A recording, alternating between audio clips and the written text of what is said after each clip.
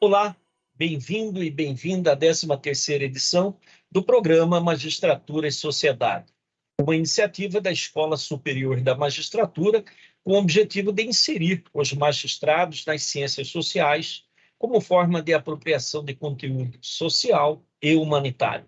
Para este encontro, recebemos o professor doutor em Teologia e Filosofia, Leonardo Boff, que prega a indignação frente à miséria e à marginalização, em consonância, inclusive, com o discurso promissor da fé cristã, origem da conhecida teologia da libertação. Enquanto sacerdote, em 1984, foi processado pela Sagrada Congregação para a Defesa da Fé, ex-Santo Ofício, no Vaticano, em razão de suas teses ligadas à teologia da libertação, apresentadas também no livro Igreja, Carisma e Poder.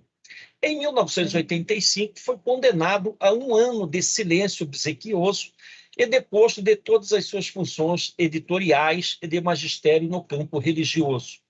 Dada a repercussão e a pressão mundial sobre o Vaticano, a pena foi suspensa em 1986, podendo o frei Leonardo Boff, e hoje professor Leonardo Boff, podendo retomar algumas de suas atividades.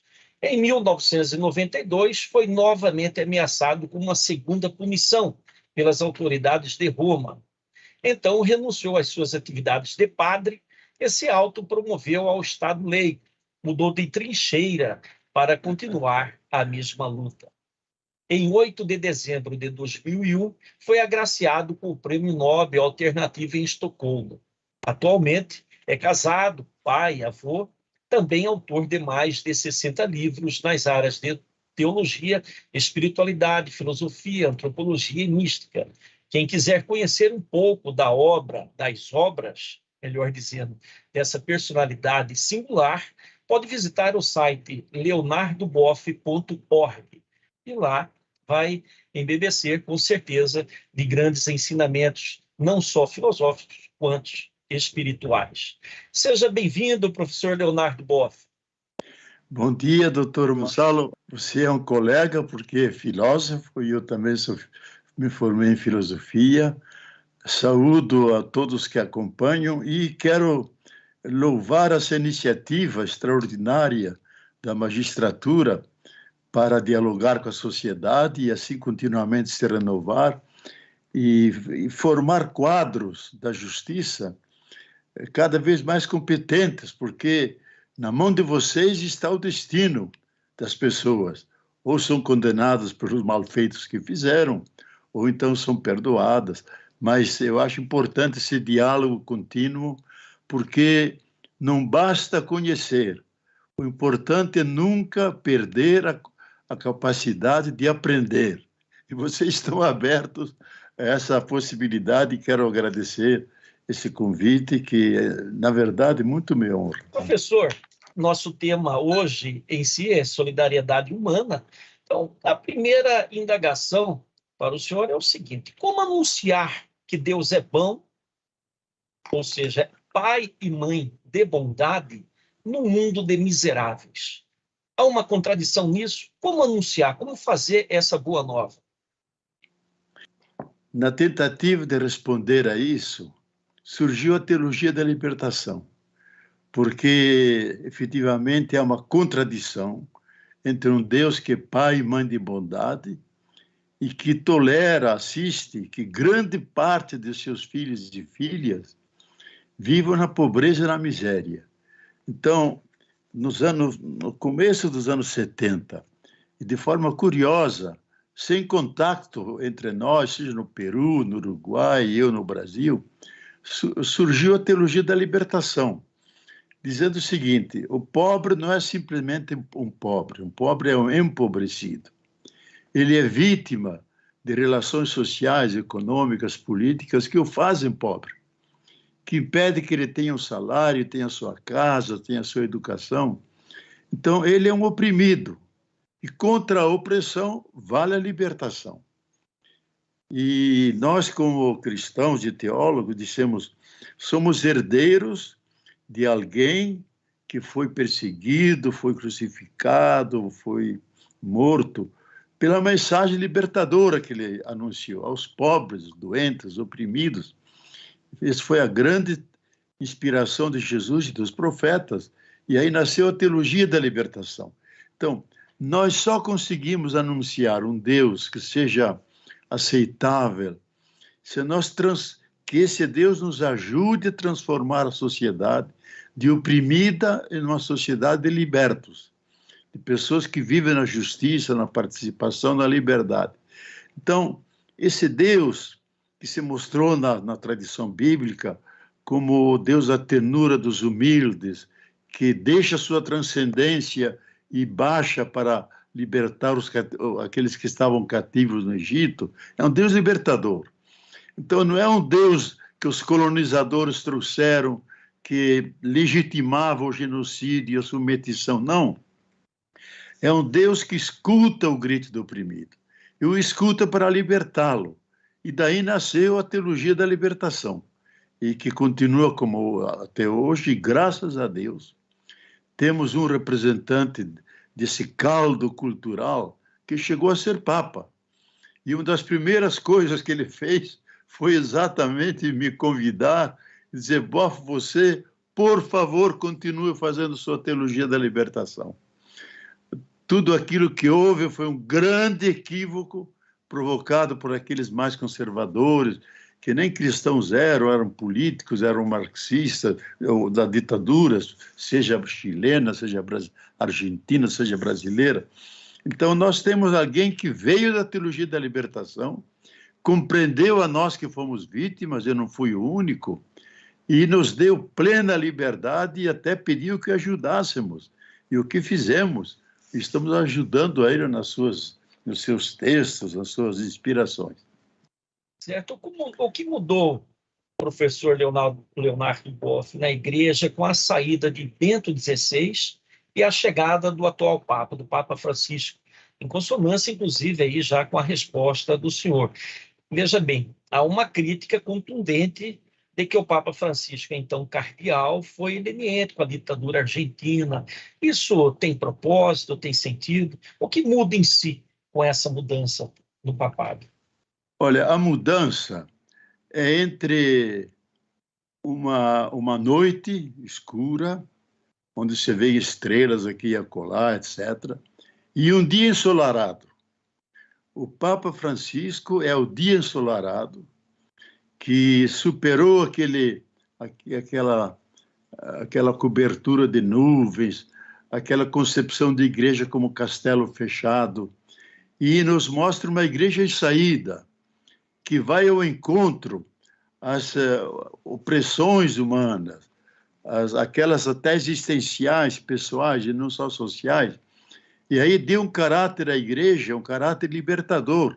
E eu acho que a grande contribuição dele, especialmente agora que está vendo essa terrível guerra lá na Ucrânia, que a Rússia move contra a Ucrânia, é querer ser o grande mediador da paz e instaurar uma fraternidade que não só inclua os seres humanos, mas inclua a inteira natureza. Então, a própria terra está sendo agredida e sendo oprimida, e aí ele fez, então, duas encíclicas famosas, como cuidar da casa comum, e a segunda, Fratelli Tutti, todos irmãos e irmãs. Então, hoje, o Papa é um representante desse pensamento, que vem do fim do mundo, como ele diz, vem da periferia, e chegou ao centro da igreja. E daí está se irradiando. Logicamente, ele cria um certo conflito com quase 1.500 anos de tradição da cúria romana, daqueles palácios, daqueles monsenhores e cardeais que viviam numa pompa faraônica. Esse Papa renunciou tudo isso, foi morar numa casa de hóspedes e vive em extrema humildade. Ele mesmo, conversando comigo ao telefone, disse que se eu fosse morar no palácio, São Francisco ia ressuscitar e me puxar a orelha e me levar até a casa de hóspedes. Então, a gente vê como muda o estilo, muda a figura do Papa. Não é aquela figura hierática, faraônica, cheia de símbolos, que eram os símbolos do imperador romano. Desde aquele mantozinho, a ombrella que ele usava nos ombros, que era o símbolo do poder absoluto do imperador, todos os papas tinham. E ele, quando quiseram colocar, disse ao secretário: leva para tua casa como recordação, porque o carnaval acabou. Eu não quero poder. E pediu uma mantazinha pequena, branca, como aquela que Dom Helder usou, símbolo de presença de alguém que quer nem governar, animar a igreja na justiça, no amor, no diálogo, e não através do direito canônico e através do poder. É um ser realmente franciscano. Aliás, faz jus, né, a própria escolha, né, em homenagem a São Francisco de Assis e a opção pelo pobre. As palavras de Jesus, professor: bem-aventurados os pobres, porque deles é o reino de Deus. Está em Lucas 6:20. Quem são os pobres? São só os sem bens materiais? Olha, há duas versões. Aquela de São Lucas, que é mais direta, é pobre, pobre mesmo. E aquela de São Mateus, pobre de espírito. Eu, uma vez conversando com Fidel Castro, porque eles, lógico, socialismo privilegia os pobres, disse o Fidel: qual que você acha que é a mais viável? Ele diz: olha, a mais viável é aquela de São Mateus, os pobres de espírito, porque pega os pobres e também aqueles ricos que têm um espírito de generosidade, de abertura, que não estão presos à riqueza, mas fazem da riqueza um instrumento de mudança social. E se você fala só pobre, aí só pensa nos pobres, deixa os outros de fora. Então, nós, na América Latina, pensamos o seguinte: a grande maioria, mais de 2/3 da população, são pobres, são indígenas, são negros, são gente marginalizada, oprimidos. Então, nós arrancamos dessa situação, que é uma situação de perversidade, de humanidade. Então, quando Jesus diz felizes os pobres, ele estava olhando aqueles que o cercavam, que eram cegos, eram coxos, eram pessoas doentes, lá eles chamavam, eles diziam que estava possesso por demônios. Era a maneira da época dizer que eram psiquicamente afetados, seja lá neuróticos ou psicóticos. Ele libertava, sempre tomou partido da vida, contra as doenças, contra aquilo que diminuía a dignidade humana. Então diz: vocês que são os mais sofredores, vocês são os primeiros a herdar os benefícios do reino, que é vida, que é justiça, que é alegria de viver. E aos ricos diz: olha, vocês já têm a vossa consolação, vocês já vivem bem. Então, a mensagem para vocês é má consciência, não é uma boa mensagem. Vocês sejam pobres de espírito, ajudem os outros, não se prendam à riqueza. Não é que a riqueza seja má, o problema é o uso da riqueza. Se você usa egoisticamente com o poder de dominação, ou você faz ela um instrumento para melhorar a sociedade, fazer transformações, obras que precisam de financiamento, dinheiro, etc. Então, a teologia da libertação, ela tem como eixo central isso: opção pelos pobres, contra a pobreza, a favor da justiça social e da libertação. Se a gente não entendeu isso, não entendeu a teologia da libertação. E sobre ainda a teologia da libertação, professor, após 40 anos da sua fundação, diria assim, do movimento fundacional da teologia da libertação, e com escrito, né, que o senhor foi o primeiro aqui no Brasil a escrever sobre a teologia da libertação, tanto é que sofreu, inclusive, interna corpus dentro do Vaticano, né, e dentro do mundo eclesiástico, toda a forma de pressão com relação ao abandono, né, a tentativa de fazer com que o senhor abandonasse a teologia da libertação em prol de uma igreja mais ortodoxa ou mais conservadora. Mas qual o caminho hoje da teologia da libertação? Qual o destino que ela segue hoje, professor? Se há uma teologia viva hoje na igreja, que tem uma palavra a dizer, que está presente nos grandes fóruns, por exemplo, todo ano tem o Fórum Social Mundial. 2 dias antes, ou 3 dias antes, nós fazemos o Fórum da Teologia da Libertação, que vem 2, 3 mil pessoas da Coreia do Sul, da Índia, do Japão, da toda a América Latina, de África, de muitos países, e mesmo da Europa, porque tem grupos que cultivam essa teologia. Dos Estados Unidos, a teologia negra, a teologia feminina. Então, a gente faz o grande congresso e a gente nota as várias tendências da teologia, conforme os continentes, a vitalidade delas, e desde cedo nós descobrimos que se falamos de libertação, é sempre contra a opressão. Agora, há vários rostos de opressão. A opressão do negro é uma, por causa de sua cor, por ter sido uma pessoa escravizada. A da mulher é vítima do machismo. As pessoas que são de outra opção sexual, que são discriminadas. Os indígenas que foram quase exterminados com sua cultura e sabedoria. Então surgiram as várias tendências da teologia da libertação. Ela começou com o pobre concreto, e quando disseram a Gustavo Gutierrez, por que você não tomou os índios? Ele disse, meu irmão, 90% do meu povo no Peru são índios. Se eu falo de pobre, eu estou falando do pobre índio. Não preciso falar de índio, porque são os pobres mesmo. Então, hoje há várias vertentes, e eu comecei, nos anos 80, a ser consequente com a teologia da libertação. Porque se o eixo central dela é opção pelos pobres, digo, a gente tem que optar pelo maior dos pobres, o mais oprimido e devastado, que é a terra. Então, temos que colocar a terra dentro da opção pelos pobres, baixá-la da cruz e criar uma ecoteologia da libertação. Isso é articular a ecologia, que está muito desenvolvida já, com a teologia da libertação. Eu comecei nos anos 80, tive pouca aceitação dos teólogos que diziam o bofe de vermelho agora passou a verde, etc.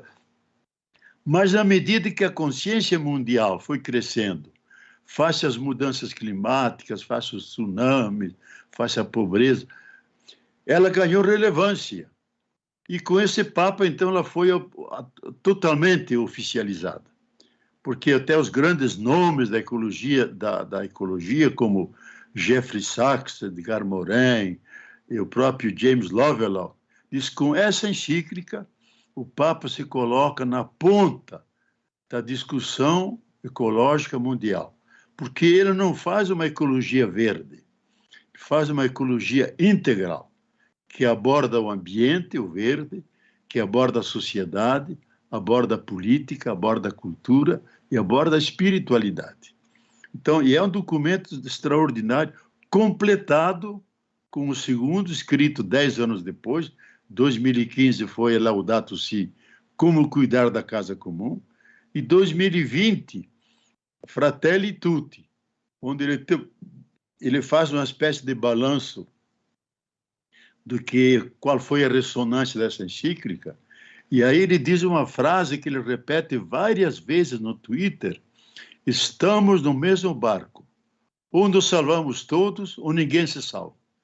Temos que mudar nossa relação com a natureza, não dominando-a, mas entendendo que todos os seres, animais, plantas, a natureza toda, são nossos irmãos e irmãs. Fazer uma grande fraternidade terrenal, cósmica, tratarmos-nos como irmãos, caso contrário, vamos cavar a nossa própria sepultura. Então, para mim, isso é hoje o grande debate. E eu mesmo, durante 13 anos, trabalhei com um cosmólogo norte-americano sobre ecologia, as novas ciências, mecânica quântica, tradição oriental. Escrevemos um livro de mais de 500 páginas, O Tal da Libertação. E nos Estados Unidos, ele ganhou a medalha de ouro em Nova Ciência e Cosmologia. Então, eu fiquei muito, eu não digo orgulhoso, porque não devemos ser, mas eu fiquei surpreso que alguém da periferia do mundo aqui, que nós não contamos muito, porque não somos fonte de produção científica, ganhei junto com um cosmólogo, até quero mostrar o livro. Quero mostrar. Eu vou mostrar. Bom, essa é a edição inglesa, que tem a medalha de ouro, mas tem a edição portuguesa, que se chama O Tal da Libertação, que é explorando uma ecologia de transformação. Foi traduzido em tudo quanto é língua, em coreano, em croata, nas línguas ocidentais.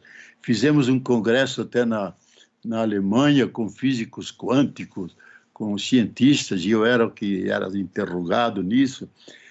Então, eu acho que hoje essa teologia é extremamente atual, não por ela, mas pela causa que está em jogo. Está em jogo a vida no planeta, está em jogo o equilíbrio da Terra e a nossa capacidade de armas nucleares, biológicas e químicas, destruir toda a vida. Isso é um fato real. Então, a teologia da libertação se opõe a tudo isso, busca uma alternativa, porque não basta só fazer a indignação e fazer a crítica, é apontar caminhos que nos possam salvar. E aí eu acho que o Papa, na sua encíclica, mostra isso. Temos que mudar nossa relação com a natureza.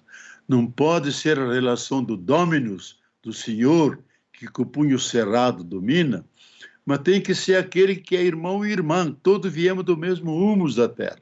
Todos nascemos do coração de Deus. Todos temos a mesma base genética, os mesmos 20 aminoácidos, as mesmas 4 bases fosfatadas. Fisicamente, cientificamente, há um laço de fraternidade que nos une com a minhoca, com o tucano que está voando aí fora, e eu. Temos um laço de fraternidade e temos que reconhecer isso. Nós pertencemos à natureza, não somos donos da natureza. E devemos nos tratar humanamente como irmãos e irmãs. E até isso, eu até escrevi, me permito, de apresentar o livrinho Habitar a Terra, onde eu discuto esse projeto do Papa. Saiu antes na Itália, sabe? O Papa leu e disse, é isso mesmo que eu estava querendo dizer. Então, eu acho que nós estamos numa bifurcação. Nós temos que mudar. Eu acho que o coronavírus é um sinal que a Terra nos dá, que não podemos continuar como estava, não podemos voltar ao anterior, à antiga normalidade, temos que inventar uma nova normalidade, senão virão mais vírus, mais tufões, como no Brasil, mais enchentes, mais seca no sul, os grandes incêndios em toda a Europa, que são fruto desse aquecimento global, desse desequilíbrio da Terra. Então, a Terra está crucificada, nós temos que baixá-la da cruz e ajudar ela a se regenerar, para ela ser mãe generosa e continuar a dar vida a todos nós. Verdade, professor Leonardo Boff. Inclusive, nós somos um estado de vocação agrícola e a consciência ecológica é importantíssima aqui para nós, mesmo porque nós temos vários biomas, temos o Pantanal Mato Grossense, o Cerrado e a Amazônia. Então, essa consciência, notadamente para os juízes, é muito importante. Eu, como professor de filosofia, muitos alunos me perguntam, professor, Gonçalo, né? E Gonçalo é uma homenagem que eu recebo por ser devoto, inclusive aqui nós temos inúmeros devotos de São Gonçalo, né? Do Santo São Gonçalo, e eles me perguntam, mas a libertação, esse processo de libertação, o que significa? E aí eu leio no livro, propriamente, sob o título Teologia do Cativeiro e da Libertação, de vossa autoria, que o processo de libertação é processo de permanente decisão. Exatamente. Qual o significado, professor, dessa expressão? Olha, professor Gonçalo, A pessoa tem que fazer uma experiência de opressão, às vezes até de forma pessoal, sabe? Que você é empregado numa empresa, se sente perseguido pelo dono, ou fazem bullying contra você. E na sociedade, o que nós mais vemos agora, especialmente sobre a pandemia, eu estou aqui em Petrópolis, mas mesmo em Petrópolis há muita pobreza. Estive no Rio e à noite fiquei espantado do número de crianças, famílias inteiras dormindo na rua, ao relento praticamente, coberto de jornais. Em São Paulo é uma catástrofe. No mundo inteiro há mais ou menos 1 bilhão, segundo a FAO, esse organismo que cuida da alimentação da pobreza, são mais de 900 milhões de pessoas que estão passando fome. Então, há o fenômeno, a gente tem que fazer uma experiência, eu diria, de pele, do que é a pobreza, a libertação, entrar em contato. Eu, quando vejo alguém dormindo lá, eu logo faço uma queixa a Deus. Digo, Deus, esses também são seus filhos e filhas. Olhe para eles. Dê chance de poderem comer. E eu digo para mim isso. O que eu faço? Sozinho faço pouco. Às vezes eu compro um sanduíche, descubro o rosto da pessoa, eu dou para ele, eu acordo, agradece. É o mínimo que faço. Então, o processo significa, como não é uma coisa milagrosa que você supera, eu acho que tem que partir dos próprios pobres. É a lição que aprendemos de Paulo Freire. A solução dos pobres não pode vir sem a participação dos pobres. Senão fica sempre assistencialismo, paternalismo, você dá, mata a fome naquela hora, mas ele fica dependente. E eles são os protagonistas, né, professor? Eles são os exatamente, ele tem que ser protagonista. Então, ele tem que saber que a pobreza que ele está sofrendo não é natural, não é querida por Deus. É produzida por um tipo de sociedade que acumula de um lado e deixa o outro lado na extrema. Eu só quero dar um dado aqui, que 6 bilionários brasileiros, que são esses das grandes bancos, das grandes cervejarias, dos grandes negócios, 6 bilionários possuem mais riqueza do que 100 milhões de brasileiros. E 10% dos ricos brasileiros controlam 75% da riqueza que todos produziram pelo trabalho. Então, essa desigualdade, que é uma palavra neutra, mas eticamente é uma injustiça, e teologicamente, em termos religiosos, é uma ofensa ao Criador e às suas criaturas, que sofrem e penam. Então, é um processo que tem que começar com a consciência do próprio pobre. Um pobre que não sabe as razões de sua pobreza nunca sairá da pobreza, nunca sairá. Mas se ele começa a pensar, cria grupo, reflexiona e cria um movimento, e isso foi o que está se criando no Brasil inteiro, movimento de negros, de quilombolas, de mulheres, de quebradeiras de coco, 1000 movimentos que têm consciência que estão perdendo direitos, que são oprimidos, que têm que se libertar. E a grande maioria deles, mesmo não sendo cristãos, se inspiram na teologia da libertação.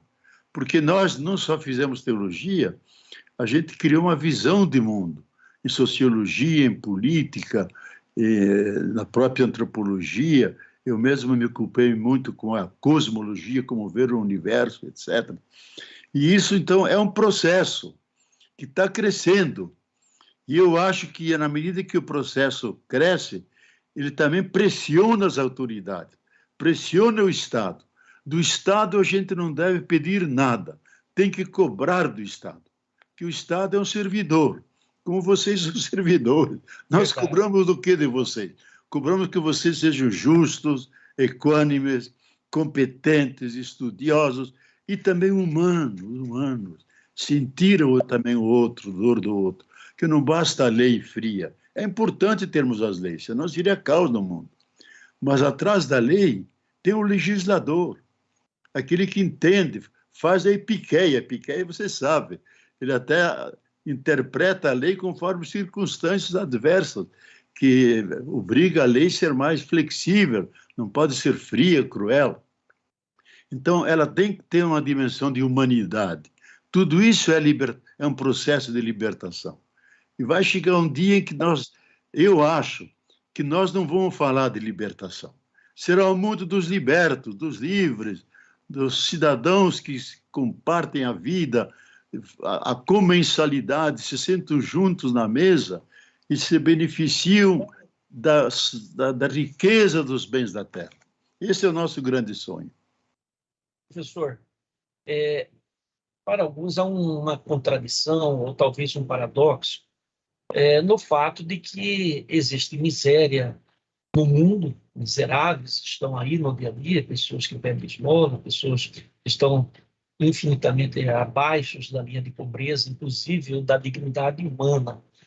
E aí se pergunta, o que está antes, a quem e por detrás de todas as coisas? Vale dizer, onde está Deus? Deus está em lugar nenhum, porque ele está em todos os lugares. Olha, esse grande escritor italiano, Paulo Levi, que esteve no campo de concentração, ele estava na fila porque sempre os ímpares eram chamados para serem enforcados. E que estavam enforcando uma criança e ela custava para morrer. E aquele que de trás gritou, onde está Deus? E Levi respondeu, ele está lá naquela criança sendo enforcada. Ele está lá. Então, Deus está aí e você colocou, você que é filósofo sabe, que já desde dos antigos, acho que Demócrito, não, um dos pré-socráticos, colocou a questão. Ou Deus é onipotente, então pode acabar com o mal, e se ele não faz, ele não é onipotente. E se ele também é bondoso e não acabar com o mal, é sinal que não é bondoso. Então, essa pergunta não tem resposta até hoje, nem a filosofia, nem a teologia. O próprio Leibniz, que mais estudou a questão do mal, disse que se houvesse uma solução para o mal desapareceria, mas ele está sempre aí. Então, eu vejo o mal como um desafio para nós, para continuamente não parar de modificar, melhorar a situação. Eu acho que as grandes utopias, aquela iluminista, socialista, capitalista, elas estão agonizando. Nós temos que apostar nas utopias mínimas, que melhora a condição da casa, que melhora a comida, que seja orgânica, que as crianças não fiquem doentes e possam ter escola. Isso nós podemos fazer. Então, é um processo que vai criando na sociedade movimentos que vêm de baixo, porque os de cima não gostam de mudança. Eles se beneficiam do que está ali. Então, são os de baixo que obrigam todo mundo a estar em movimento, para ter como consequência uma sociedade. Isso eu escutei de Paulo Freire, de quem era amigo. Eu perguntei a Paulo Freire, qual é o teu sonho mesmo? Ele me disse, meu sonho, Bob, é ter uma sociedade menos malvada, onde não seja tão difícil o amor. Tão difícil o amor. Veja que resposta simples e verdadeira. Menos malvada. E que cria condições para a gente poder se amar. Para isso nós somos humanos. É verdade. Precisa de uma opção, né? Opção no lugar certo, pela coisa certa. Sartre dizia que o homem está condenado a ser livre, ou seja, esta condenação e esta liberdade tem tudo a ver, porque são as opções dele, né, por algo mais sublime, por, vamos dizer assim, algo mais correto, justo. E aí o senhor vem também em uma obra posterior, a obra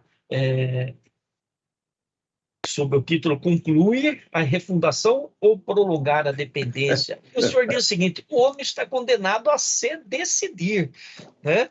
Então, esse poder de decisão que vem da liberdade é uma condenação? Eu acho que essa condenação tem que ser entendida como uma propriedade do ser humano. Os animais têm os instintos e eles agem conforme os instintos, e chega a época da procriação, procriam. Eu tenho aqui um pica-pau que está sempre batendo contra as minhas árvores que tenho aqui. Ele está lá criando o buraco dele e vai fazer sempre por milênios, está fazendo isso. Agora, o ser humano não.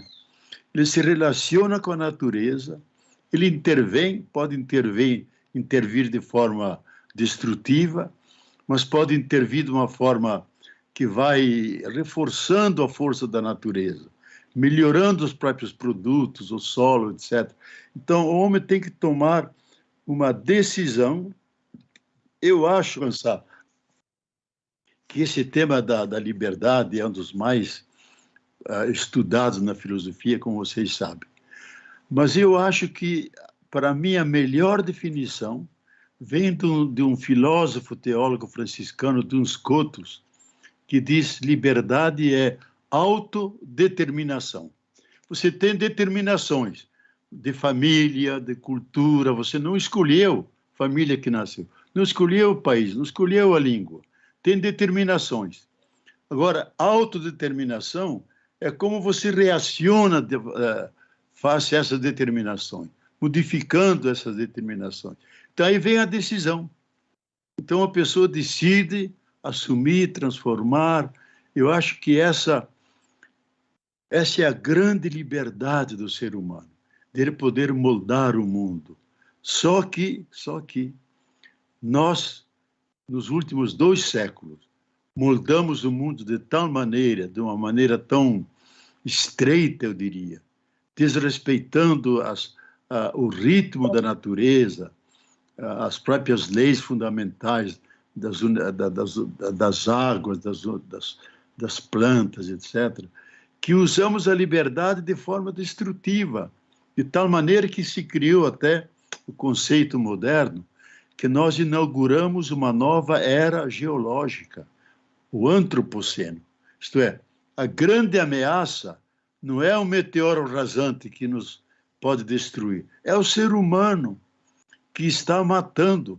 Esse grande biólogo Edward Wilson, lá de Harvard, eu tive a ocasião de, por acaso, me encontrar com ele, porque ele era muito amigo de Miguel de Escoto, que era secretário da ONU. Eu, por uma época, ajudava ele lá a fazer os discursos, aquela coisa toda. Ele era muito amigo do Edward Wilson. Ele é importante porque ele criou a palavra biodiversidade. E o último dado que ele deu, faz o ano passado, que é a voracidade do processo industrialista mundial, não só capitalista, industrialista, está eliminando entre 70 a 100 mil espécies de seres vivos por ano. É uma devastação.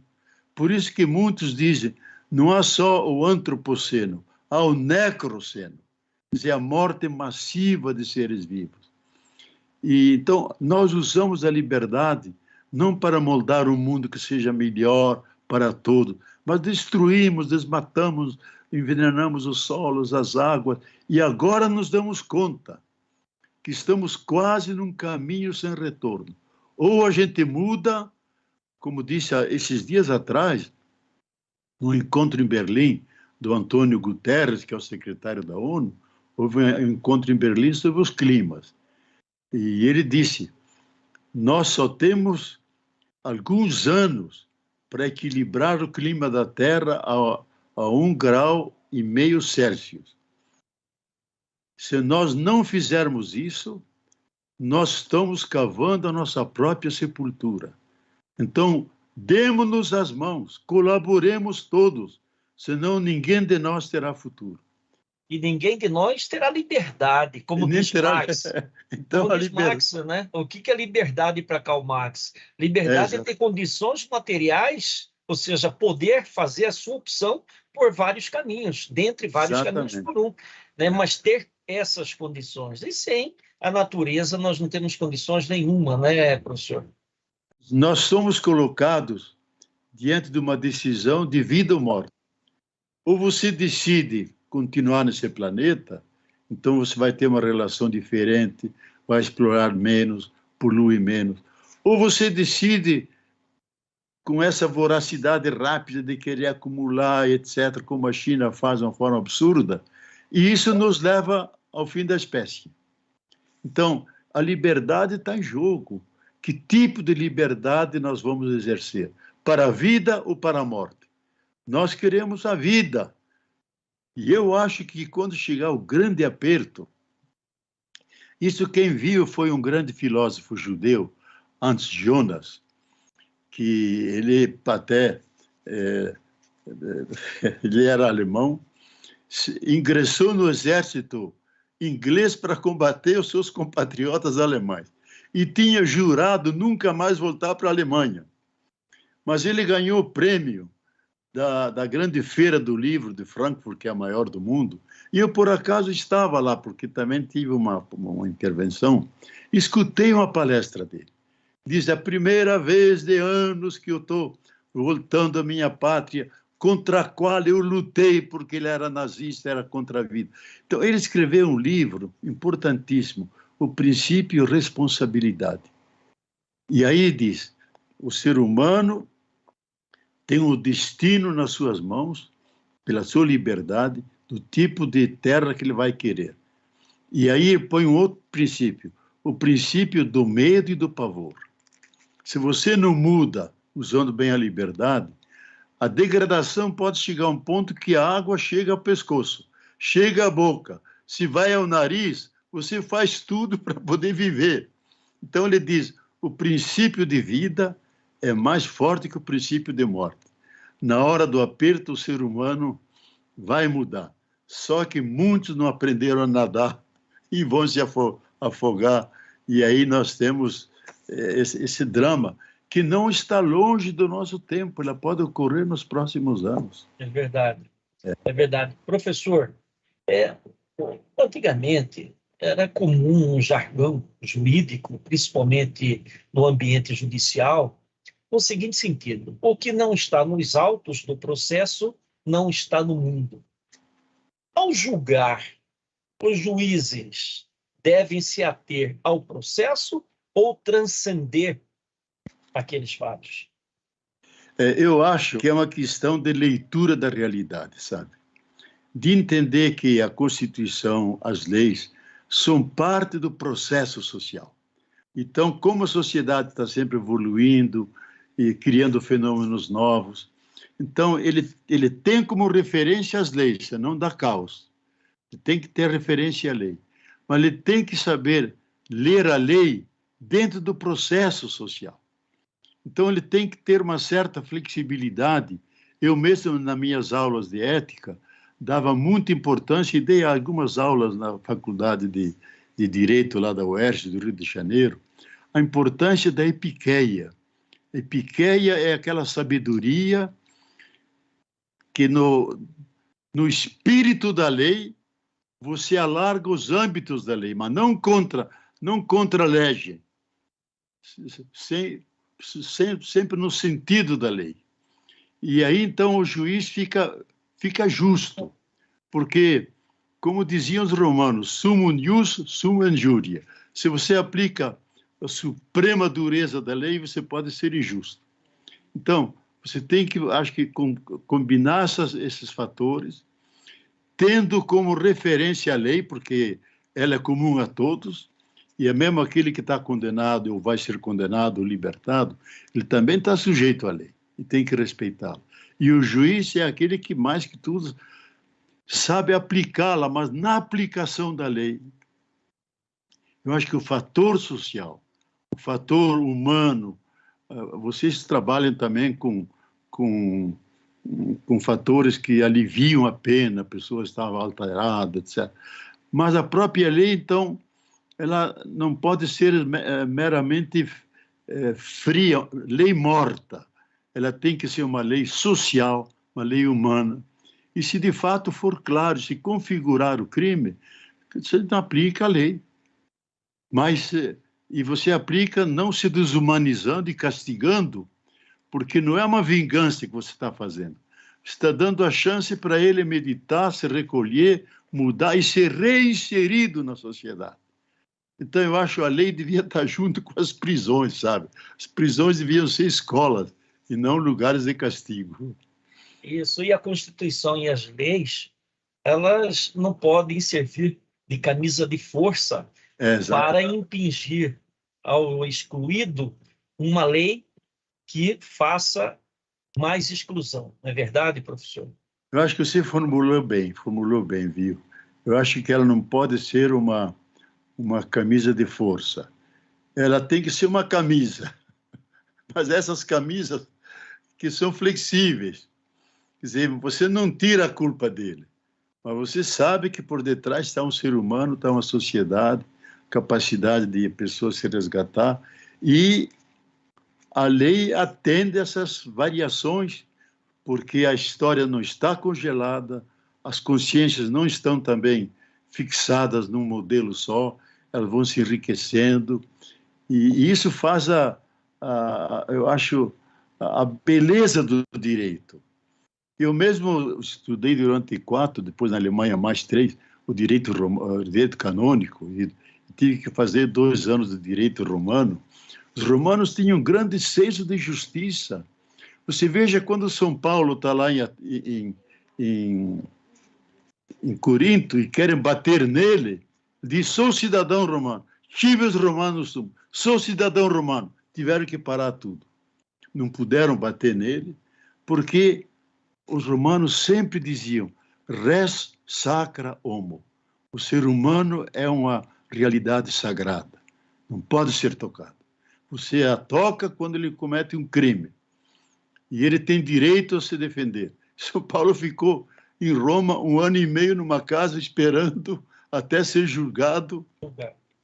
E isso, acho que os romanos têm o senso do direito. Nós somos herdeiros disso dele. O senhor me trouxe à lembrança uma expressão de Kant: a liberdade é um fato da razão. É, um fato da razão. Então, a responsabilidade é muito grande com a liberdade. Ela não é qualquer liberdade. Ela tem origem, né? É uma palavra ontológica e etimológica. Então, é muito interessante isso aí. Mas, professor, a religião liberta ou oprime? Considerando a religião aqui, não só aquela da igreja, não só a dogmática, mas todas as seitas que o fenômeno religioso. Fenômeno religioso. Ela é as duas coisas. Ela pode, e por isso Marx tem razão quando fala do ópio, a religião como ópio, e ao mesmo tempo ele diz que a religião é a expressão do grito do oprimido, que clama por justiça. Então, a religião é ambígua. Nós assistimos no nosso país que há grupos de igrejas pentecostais que manipulam Deus e só falam em riqueza, prosperidade. Nunca se viu na boca deles felizes os pobres, porque eles só falam da riqueza. Então, podem usar e legitimam estados de opressão e a religião pode ser oprimida. Pode criar, inclusive, complexo nas pessoas. Freud analisou isso, de as pessoas se serem dependentes, não sentirem-se filhos de Deus, mas escravos. Agora, a natureza da religião, por isso é a parte, eu diria, patológica da religião, que tudo que é são pode ficar doente. Assim é o direito também, que é são, pode ficar doente, pode ser rígido. Assim a religião, ela é em si uma realidade sã. É a capacidade do ser humano se abrir a outra dimensão mais transcendente, às divindades, aquele princípio que sustenta o céu e a terra. E veja que todas as religiões, houve até vários congressos, num deles eu participei, fizeram o elenco dos valores que as religiões do mundo podem dar ao processo de globalização. E aí disseram 3 coisas que são importantes. Primeiro, a religião ensina a venerar o sagrado, o santo, que cerca toda a realidade. Segundo, a religião sempre defendeu os pobres, sempre tomou o lado dos pobres. E terceiro, a religião sempre busca promover, exaltar, defender a vida. Nisso as religiões todas são unânimes. Ninguém delas é contra isso. Então, isso é o lado bom dela. Agora, ela pode ser manipulada, e como é manipulada em muitos lugares. E o Stalin foi muito hábil, digamos. Ele percebeu que o exército soviético estava perdendo do exército nazista, não conseguia mobilizar o povo. Então, o que ele fez? Ele perseguia a Igreja Ortodoxa, todos os religiosos, mandava para a Sibéria, o Estado era ateu. Ele disse, não, a única instância que pode mobilizar o povo é a Igreja Ortodoxa. Aí, como agora, infelizmente, o Kirill faz, apoiando a guerra contra... Ele mobilizou a Igreja Ortodoxa, aí todo o povo veio, porque os monges, a igreja estava convocando, defender a pátria, defender o solo, defender a família sagrada. Aí o exército se encheu de novo. Ele manipulou a religião, por interesse militar, não por interesse de religião.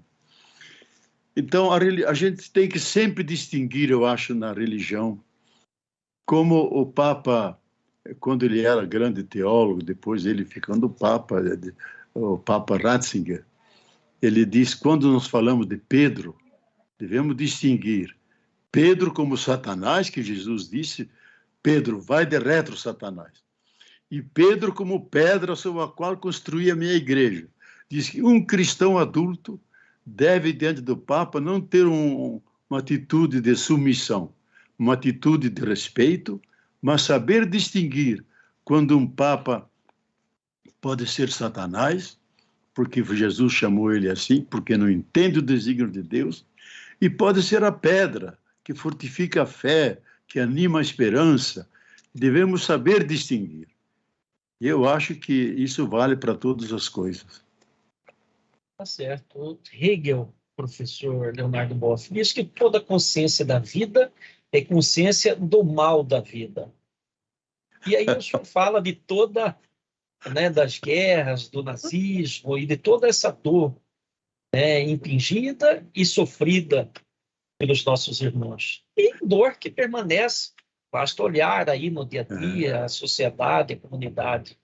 Afinal de contas, o mundo é dor? Eu estou escutando a ressonância de Hegel no teu discurso, viu? Da fenomenologia do espírito, onde ele diz, viver é sofrer, o ser é sofrimento. E, de fato, eu acho que há duas tradições, que você, como filósofo, sabe, que é a tradição grega que diz que a filosofia nasce do encantamento, da admiração, etc.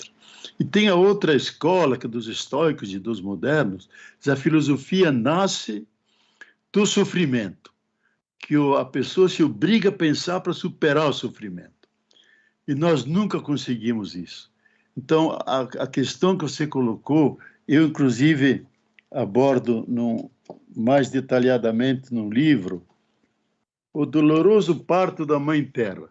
Eu tenho 3 capítulos sobre a questão do mal no mundo, o sofrimento no mundo, porque eu me pergunto, agora que a gente sabe, especialmente os estudos recentes sobre a escravidão, terrível sofrimento que foi para milhões de pessoas, a gente pergunta por que o ser humano pode ser tão cruel e tão perverso. Para mim, uma das coisas que mais me impressionou quando o Papa Bento XVI, o Ratzinger, que foi meu amigo, meu professor, depois mudou, lógico, que as funções eram diferentes, ele tinha que julgar e eu tinha que escutar. Ele esteve em Auschwitz, Birkenau, que era a câmara de gás, onde eliminaram 6 milhões de judeus. Aí ele se mostrou grande teólogo. E ele disse, onde estava Deus nesse momento? Deus, por que te calaste? Por que te calaste? Por que permitiste tanta iniquidade? Por quê? Quem está falando aqui é o teólogo. Não é o teólogo, é a pessoa humana. É você, é eu. Por que tanto sofrimento? Por que tantas mortes de crianças, estupros, esquartejamentos? Por quê? E é uma pergunta que, na verdade, ninguém soube responder. Teilhard de Chardin, que era o grande arqueólogo e pensador, etc., junto com outros biólogos, dizia: nós notamos que no conjunto das espécies, dos seres vivos, o único ser vivo que tem um excesso de violência é o ser humano. Os animais, eles matam o outro, etc., mas não são cruéis. O ser humano pode ser cruel, submeter a mil sofrimentos. Esse excesso de sofrimento, ele diz, é o mistério da vida. Eu não entendo. Professor, eu vou passar a palavra agora para o senhor para as vossas considerações finais. Fica à vontade. Puxa, foi tão rápido. Meu Deus. É verdade, as coisas boas são assim, né, professor? Eu ficaria, com certeza, uma eternidade aqui ouvindo o senhor. Tanta sabedoria, tanto ensinamento para que possamos aprender. Olha, primeiro eu quero agradecer à Escola Superior do Tribunal de Justiça por ter inaugurado esse projeto, Magistratura e Sociedade. Isto é, manter-se sempre aberto no diálogo. Tudo está em movimento hoje, especialmente no nosso país. E eu acho que vocês têm uma grande responsabilidade, porque vivemos um momento em que as leis são atropeladas, continuamente a Constituição está ameaçada, e nós temos que fazer um discernimento. Nós queremos viver democraticamente, não queremos ameaças de golpes, nada disso. Queremos um Estado democrático de direito, e vocês são os principais guardiães disso. Guardiães, nós confiamos muito em vocês. Então, eu acho que fica um desafio para nós, como cidadãos eleitores, vocês como guardiães, de fazermos uma escolha certa. Eu acho que será praticamente um plebiscito. Ou nós queremos um Brasil democrático, de direito, com sua Constituição, com sua paz, sem ódio, sem vinganças, ou nós queremos prolongar uma situação que não é boa para ninguém, nem para o mundo. E eu desejo que esse diálogo com vocês enriqueça as convicções que vocês têm, como guardiães do direito, das liberdades democráticas e de um futuro bom para o nosso país. Muito obrigado. Obrigado mais uma vez. E realmente eu agradeço, professor, por esse programa, e tendo como idealizadores o desembargador Marcos Machado, a desembargadora Helena Maria Bezerra, o desembargador João Ferreira Filho e a minha pessoa, porque é uma forma realmente de humanizar quem precisa ser cada vez mais humanizado. Muito bem, finalizamos aqui o nosso 13º encontro no programa Magistratura e Sociedade. Um proveitoso bate-papo com o professor Leonardo Boff, autor de mais de 60 obras. Não, já são 104, que é o meu trabalho. Meu trabalho 104 obras, quer dizer, incansável professor Leonardo Boff. Nós somos brindados com essa sabedoria, todo esse conhecimento, traduzido, inclusive, em suas obras. Vamos colocar aqui novamente, professor, com a vossa autorização, o endereço do site, para quem quiser saber mais sobre esse maravilhoso pensador contemporâneo, Leonardo Boff. O site é leonardoboff.org. E lá vocês têm a lista dos livros com sua foto e podem encomendar e, eventualmente, até eu posso autografar. Muito obrigado. Fica mais um tempinho conosco e agradecemos também a equipe técnica que nos acompanha e até o próximo programa. Um forte abraço a todos. Muito obrigado, Gonçalo. Muito obrigado, Gonçalo.